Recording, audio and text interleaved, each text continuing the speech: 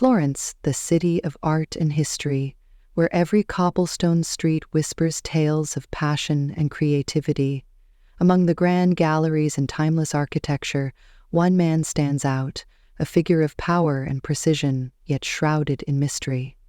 Leonardo Leo Moretti, a 36-year-old art collector and the owner of the prestigious Moretti Gallery, is a name that resonates across the art world. His gallery is a haven for masterpieces, hosting exhibitions that attract the elite from all corners of the globe.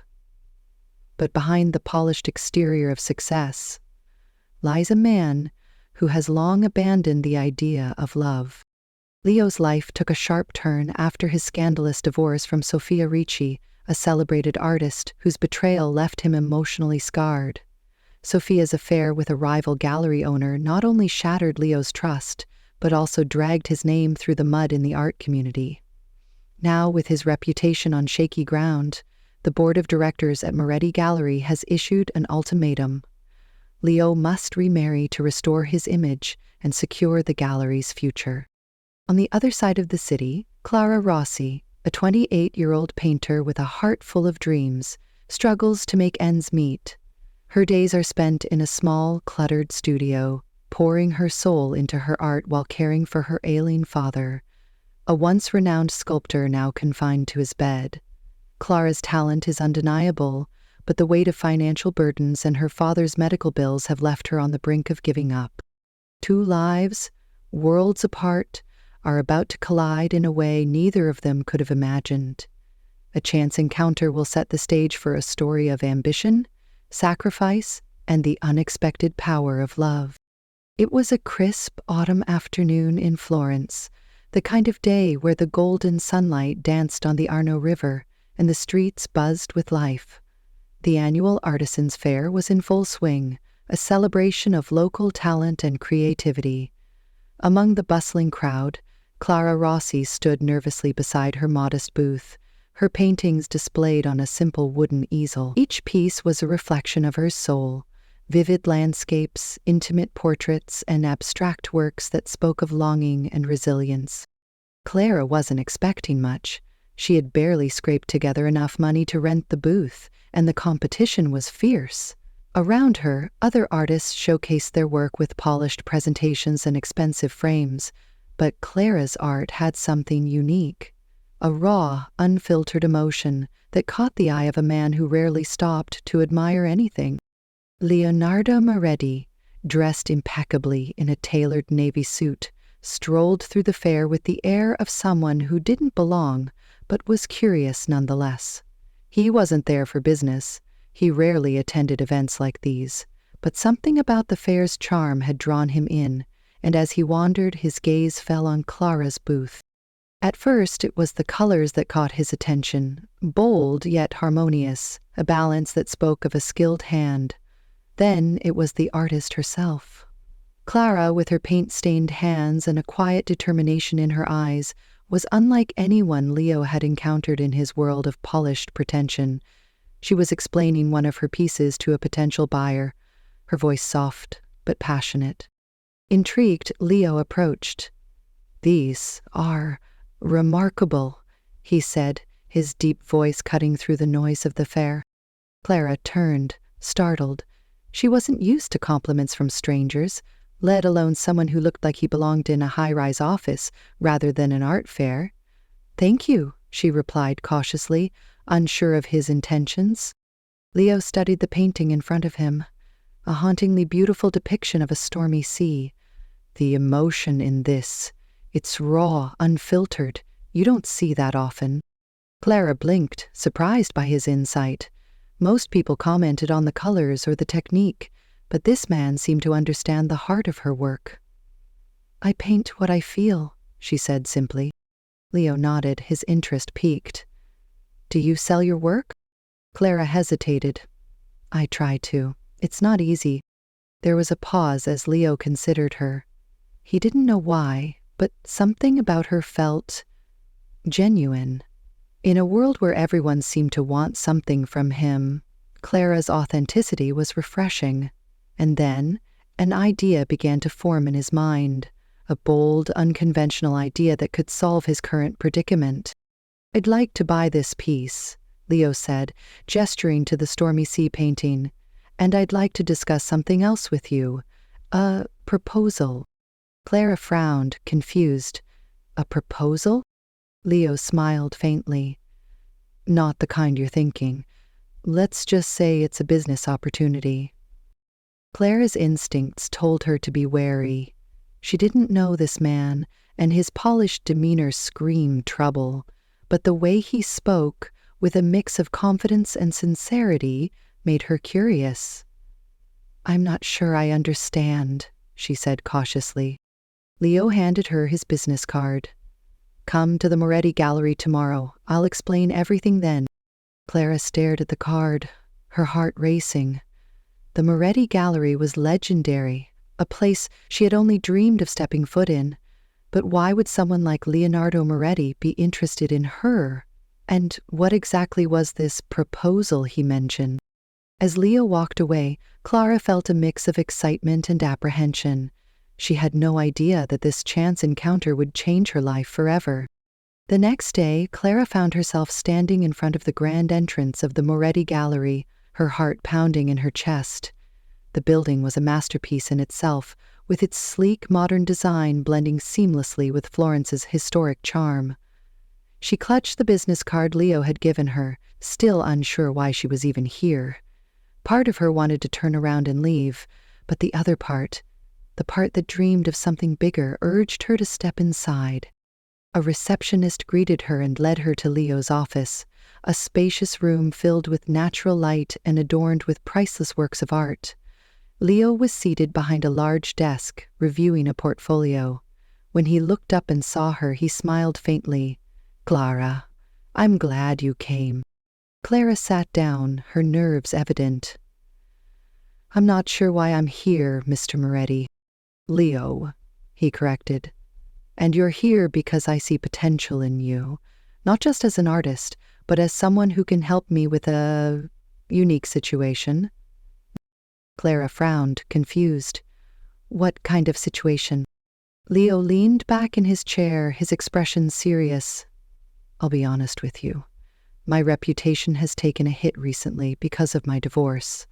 The board of directors at the gallery is pressuring me to present a more stable image. They believe that if I remarry, it will restore confidence in me and the gallery." Clara blinked, stunned. "And what does that have to do with me?" "I need someone who's not from my world," Leo explained. "Someone genuine, someone who doesn't have ulterior motives. Someone like you."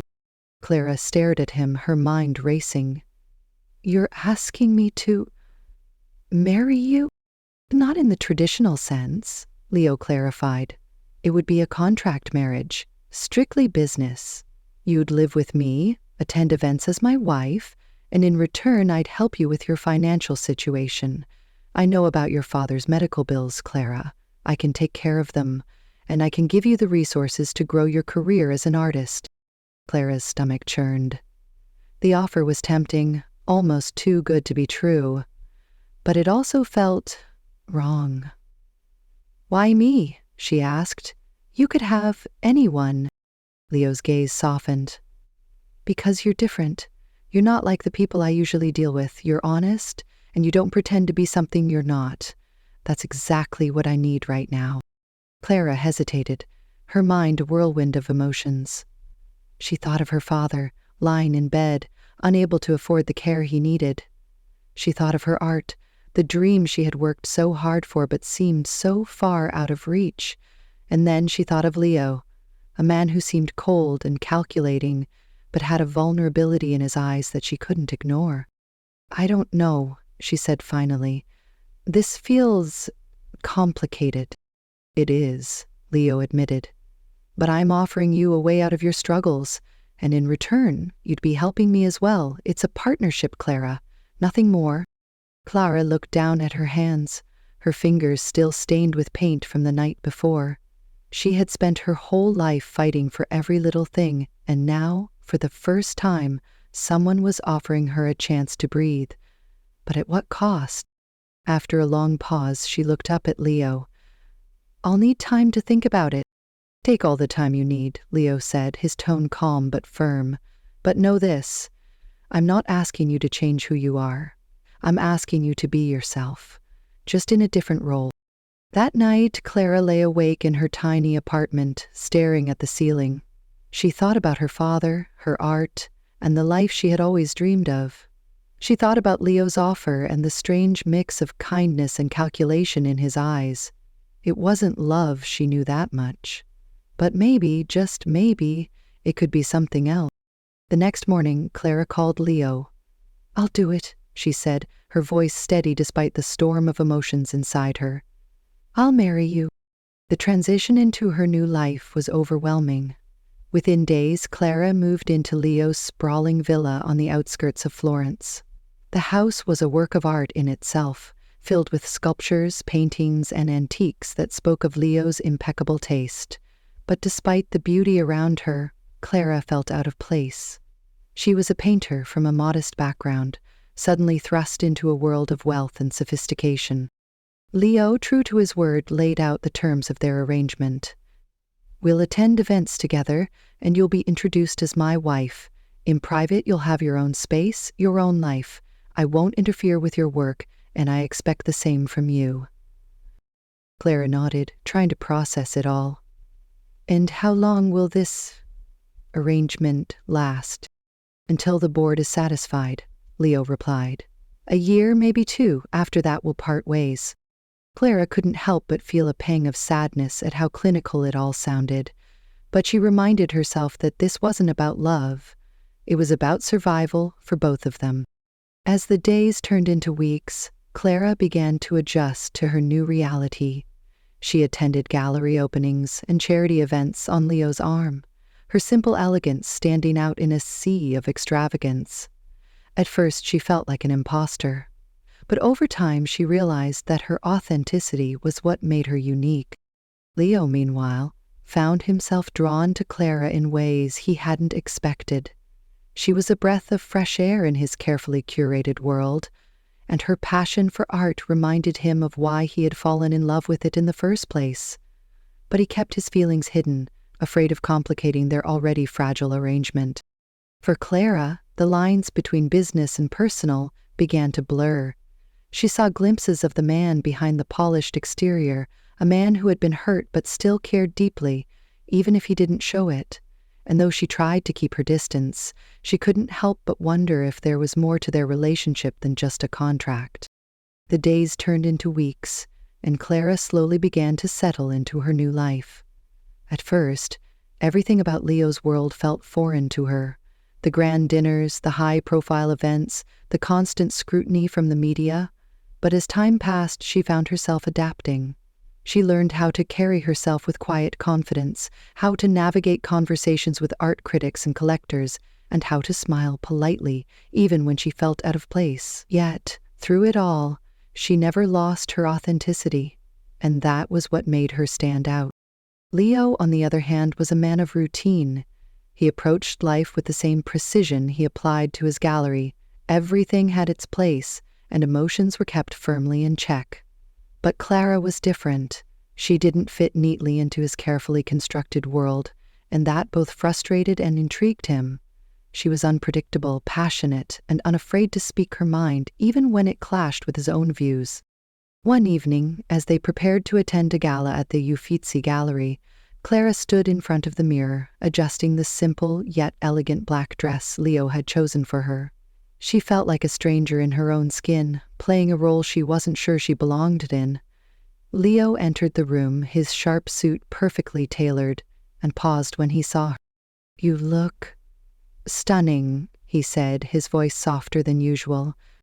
Clara turned to him, her cheeks flushing slightly. "I feel like I'm pretending to be someone I'm not." Leo stepped closer, his gaze steady. "You're not pretending, you're just showing them a different side of who you are." Clara studied him for a moment, trying to decipher the man behind the polished exterior. "And what about you, Leo? Are you pretending too?" For a brief moment, something flickered in his eyes. Vulnerability, perhaps, but it was gone as quickly as it appeared. "We all wear masks, Clara. Some of us are just better at it than others. The gala was a whirlwind of lights, music, and conversation. Clara stayed close to Leo, feeling the weight of every gaze that fell on them. She could hear the whispers, people speculating about their relationship, questioning how someone like her had ended up with someone like him. But Leo, ever the composed host, handled it all with ease, introducing Clara to influential figures and subtly deflecting any intrusive questions. At one point during the evening, Clara found herself standing in front of a painting, a Renaissance masterpiece depicting a stormy sea. The chaos of the waves reminded her of her own work, and for a moment she felt a pang of homesickness for her tiny studio and the simplicity of her old life. "You like it?" Leo's voice broke through her thoughts. Clara nodded. "It's beautiful. There's so much emotion in it. You can almost feel the wind and the salt in the air." Leo studied her, his expression unreadable. "You see things differently than most people. That's what makes you special." Clara turned to him, surprised by the sincerity in his voice. "You don't have to say things like that, you know. This is just a business arrangement." Leo's jaw tightened, and for a moment he looked as though he wanted to say something more, but instead he simply nodded. "You're right. It is." As the weeks went on, Clara and Leo began to spend more time together outside of their public appearances. It started with small moments, sharing a quiet breakfast in the sunlit kitchen, discussing art over a glass of wine in the evening, or walking through the gallery after hours. Clara found herself drawn to Leo's intellect and his passion for art, which he rarely showed to others, and Leo, despite his best efforts to keep his distance, couldn't help but be captivated by Clara's warmth and authenticity. One afternoon, Leo invited Clara to join him on a trip to Venice. The gallery was collaborating on an exhibition there, and he thought it would be a good opportunity for her to see more of the art world.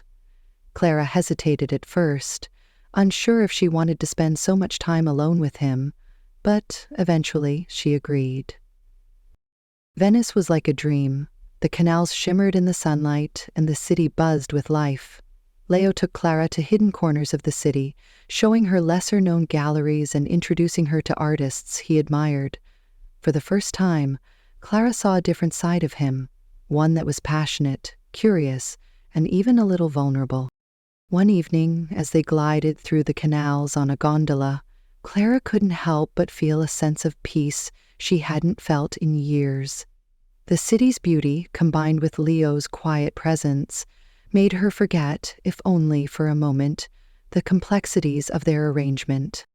"This doesn't feel like a business trip," Clara said softly, breaking the silence. Leo glanced at her, his expression unreadable. "Maybe it doesn't have to be." Clara's heart skipped a beat, but she quickly pushed the thought aside. She couldn't let herself believe that this was anything more than what they had agreed upon. "You're good at saying things that make people feel special," she said, her tone light but guarded. Leo looked away, his jaw tightening. "And you're good at pretending you don't care." The words hung in the air between them, heavy with unspoken emotions. For the first time, Clara wondered if Leo was as detached as he seemed, or if he was just as conflicted as she was. Back in Florence, their dynamic began to shift. The lines between business and personal blurred, and both Clara and Leo found themselves questioning the nature of their relationship. Clara started to see glimpses of the man behind the mask, a man who had been hurt but still cared deeply, even if he didn't show it.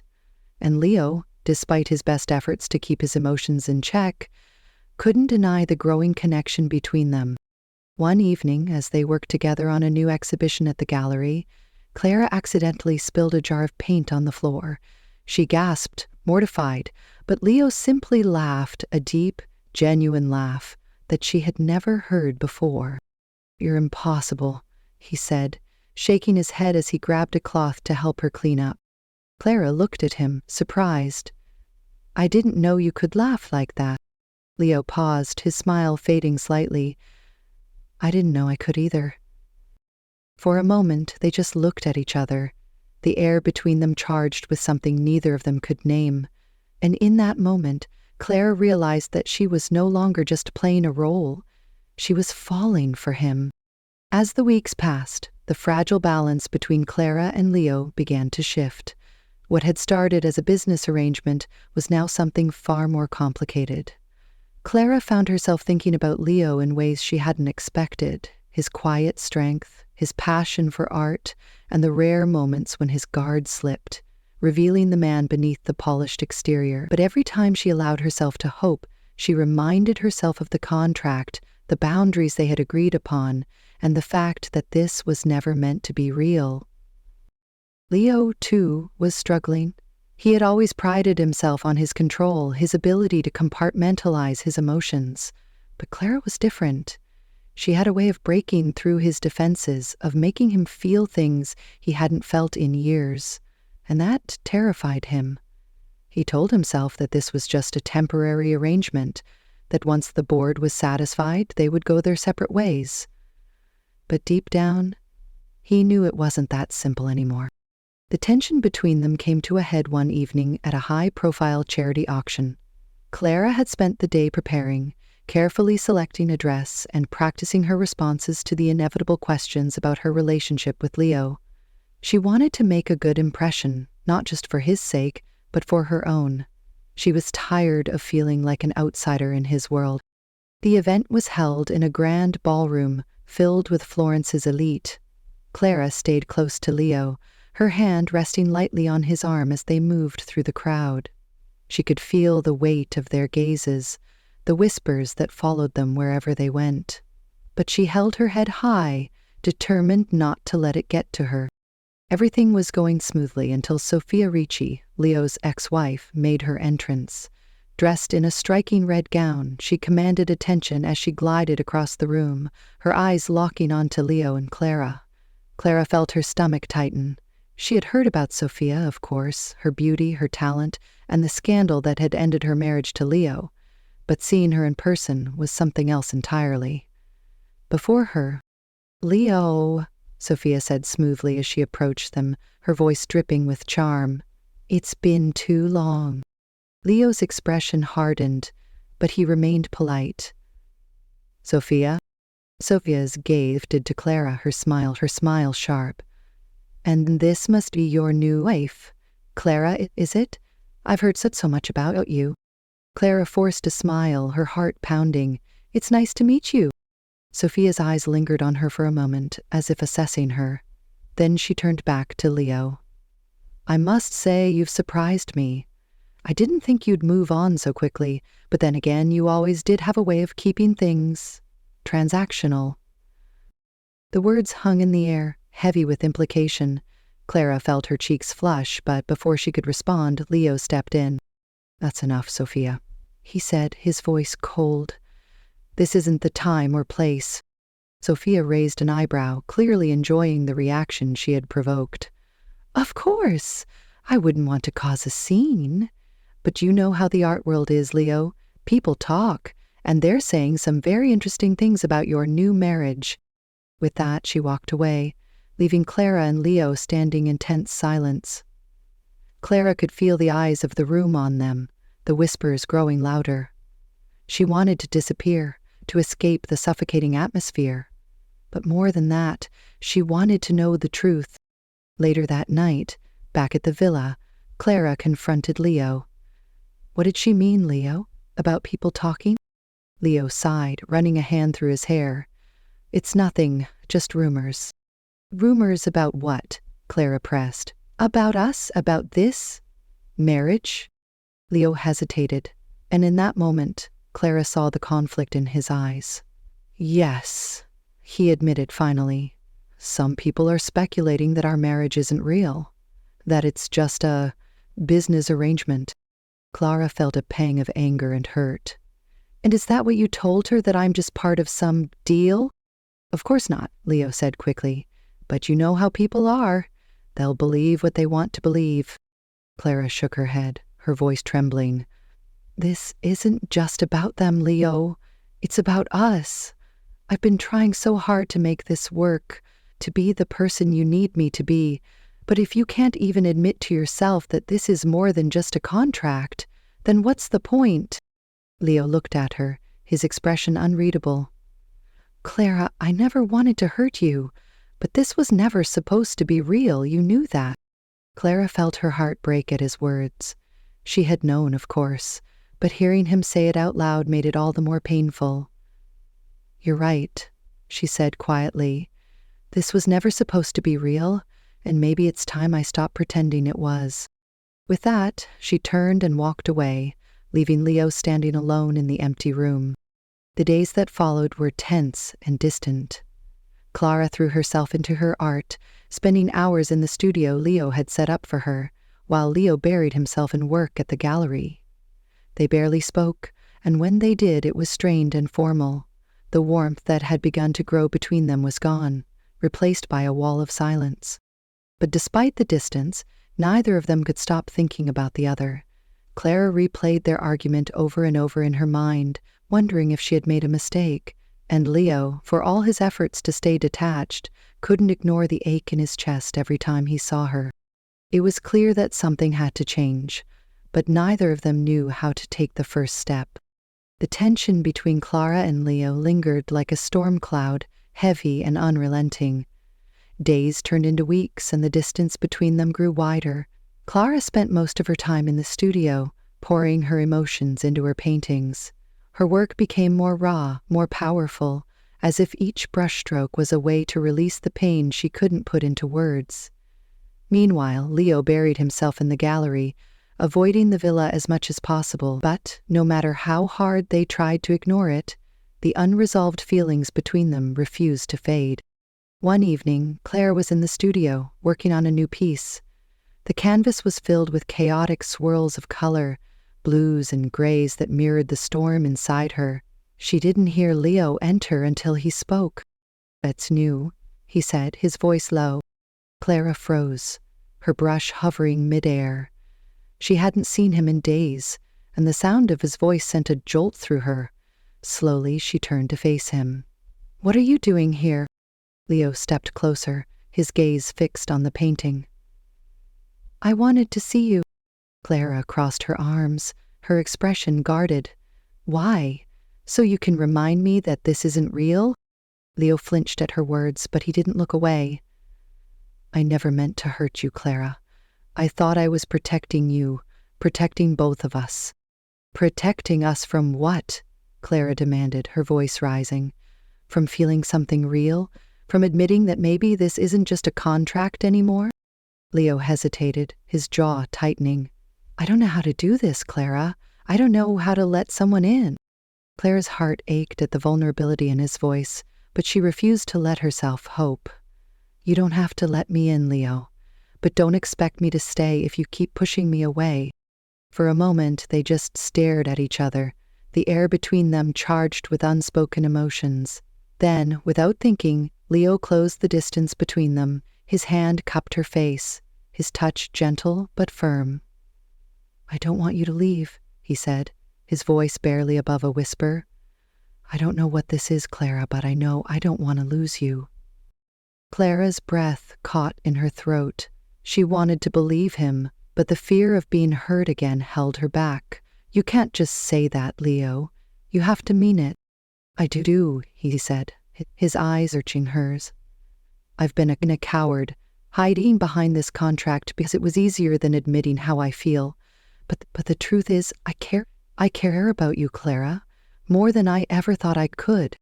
Tears welled in Clara's eyes, but she refused to let them fall. "Then show me, Leo. Show me that this is real." The days that followed were a turning point for both of them. Leo made an effort to open up, sharing pieces of himself that he had kept hidden for so long. He told Clara about his childhood, his struggles to prove himself in a world that demanded perfection, and the pain of his failed marriage. Clara, in turn, shared her own fears and dreams, her love for art, and the weight of the responsibilities she had carried for so long. Their relationship began to shift, becoming something deeper and more genuine. They spent more time together, not just as business partners, but as two people learning to trust each other. Leo started joining Clara in the studio, watching as she worked and even attempting to paint himself. His first attempt was a disaster, a messy swirl of colors that made Clara laugh until her sides hurt. But it was in those moments, the quiet laughter and shared vulnerability, that they began to truly connect.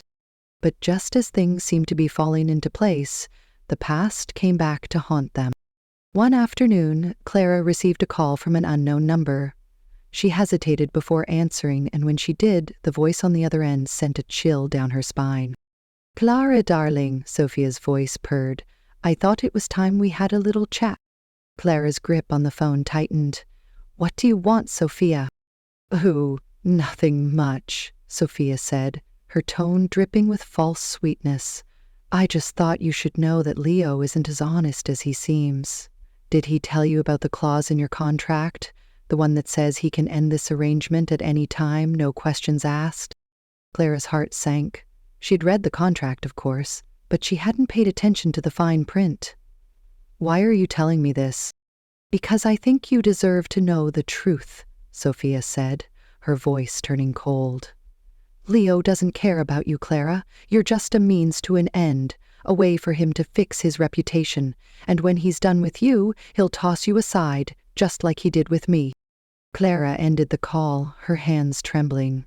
She wanted to believe that Sophia was lying, that Leo's feelings for her were real, but the doubt had already taken root, and she couldn't shake the fear that she was just another pawn in his game.